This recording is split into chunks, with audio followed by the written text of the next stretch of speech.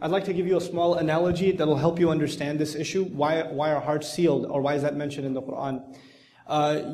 Some of you or many of you are familiar with exercise, working out, right? So imagine somebody got into an accident and they're in the hospital, and they're in a hospital bed for 6 months, and they haven't moved their legs for 6 months to a year. When they get up, are they able to use their legs?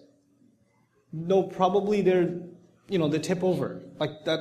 If our muscles, if they're not worked, if they're not exercised, they start losing their ability to function. Like if you keep your eyes closed for 5 years, you're probably going to open them blind. You understand? The ability to accept guidance, the ability to reason in a fair way, in an unbiased way, is a God-given muscle that we have, a spiritual muscle that we have, an intellectual muscle that we have. And people at the time of the Prophet ﷺ were invited to exercise that muscle. And they refused to. They refused to exercise the ability to take in and seriously consider truth when it came to them. And you continue to deny that capability you have inside you, the exercise. You refuse to think, you refuse to think, you refuse to use your heart, you refuse to be sincere. And guess what? Eventually your heart is no longer capable of what it was originally capable of. You lost that muscle. You lost that ability. And that is an analogous way of explaining what does it mean when a heart is sealed. It is not something that's a person has a belief system and therefore their heart is sealed. That isn't the case. An atheist could be atheist for philosophical reasons or for psychological reasons. And we don't know what's going on inside somebody's heart. We don't.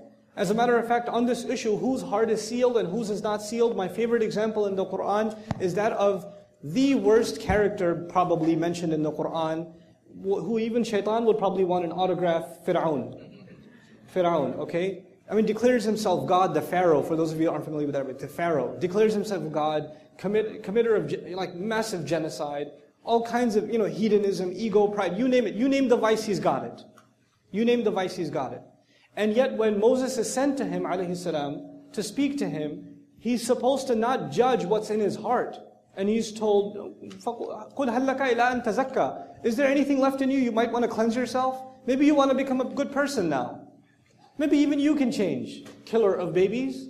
Even you can change. I mean, you would think, if you think of heartless, you think of a murderer, and the murderer of children? I mean, it's beyond imagination. And yet his heart is not condemned yet.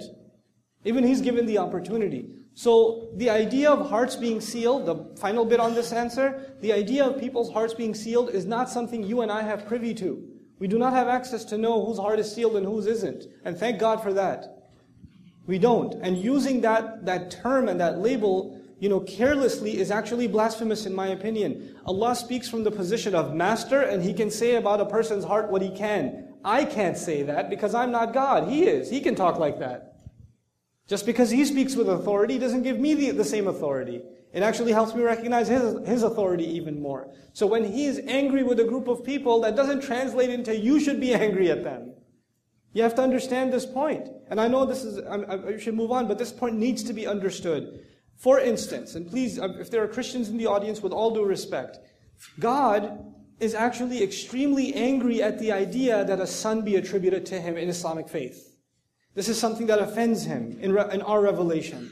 And in Surah Maryam, it comes to its climax. تَكَادُ السَّمَاوَاتُ وَالْأَرْضِ يَتَفَطَّرْنَ. The skies and the earth are about to tear open when it's said that the most merciful, the loving, has taken a son. So He's extremely angry, bottom line, in the Quran, at who apparently? Christians, right? And yet the Christians, who, according to Him, are saying this, and it's a big deal to Him that this shouldn't be said, they come to visit the Messenger of Allah, sallallahu alaihi wasallam. They come to visit the Prophet Muhammad in the city of Medina, and they're there to discuss faith with him, because they've heard he's made claims to prophethood. So where do they stay? Where do they stay? Anybody know? The Mosque of the Prophet. And where do they pray to Christ? Where are they told by divine decree to pray? At the mosque. They perform Christian prayers inside the mosque. And yet we have revelation already. Makki Surah, Surah Maryam, we already have revelation that this angers God. But He has the right to be angry at what He has a right to be angry with. His anger does not translate into my anger. We're still supposed to be the best we possibly can be. They're still our brothers and sisters in humanity. A lot of times Muslims don't know where to draw the line. They take Allah's authority from the Quran and make it their authority. What do you think you're doing? He speaks from His position of authority. We have to read the Quran as slaves, not as masters. not as judges of others. So this point needs to be very, very clearly understood. And even the way in which the discourse was done by the Prophet, like the height of courtesy and respect, the height of it, you know. And so this distinction, especially for Muslims, if somebody says, why should we even talk to atheists, why should we even talk to anybody? First of all, I know what you mean by talking. You want to go and debate with them. Don't debate with people, I told you already, stop that. Go get some pizza with them. Do that, okay? Go, just play some basketball or whatever. And you have a friend who doesn't believe in God, fine. He's not evil. He's not evil.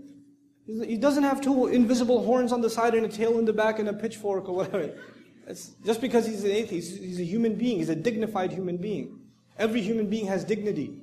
You don't know how they can turn around. You just don't know. You know? And you're not just constantly there to preach to people. You have to be a decent human being to people first.